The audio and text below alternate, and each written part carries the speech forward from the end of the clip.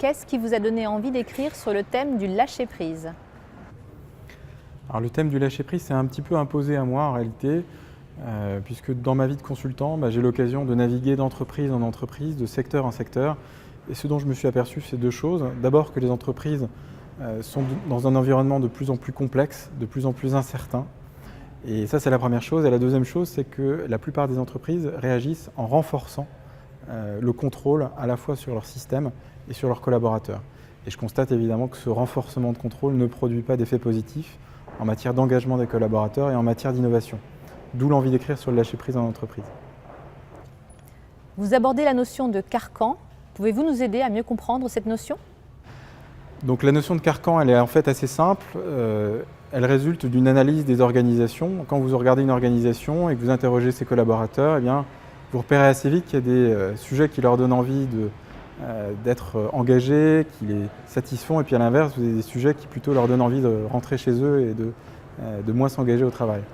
Le carcan, c'est ça, c'est d'essayer d'identifier qu'il s'agisse du cadre de travail, qu'il s'agisse de la communication, du système de management ou d'autres dimensions. Qu'est-ce qui, dans ces systèmes-là, va constituer un carcan, va brider les collaborateurs et va avoir un effet négatif sur l'engagement et l'innovation. C'est très simple.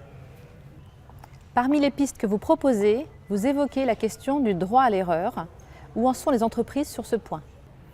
Oui, la question du droit à l'erreur est une des dimensions importantes. J'en parle dans le livre. Ce que je constate, c'est qu'on a en France une faible culture du droit à l'erreur.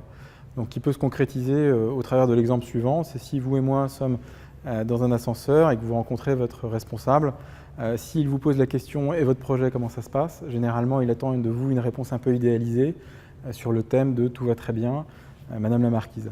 Et donc ça traduit le fait que dans beaucoup d'entreprises, finalement, la relation n'autorise pas trop le droit à l'erreur, que le leader est un leader que j'appelle surhomme, qui prétend ne jamais faire d'erreur, et du coup ça projette vis-à-vis des collaborateurs une espèce d'exemplarité un peu négative où finalement personne n'a le droit à l'erreur. Donc effectivement pour moi le levier du droit à l'erreur est important puisqu'il peut changer la nature de la relation entre l'entreprise et le salarié. Et puis il y a aussi l'idée qu'il faut apprendre de ces erreurs.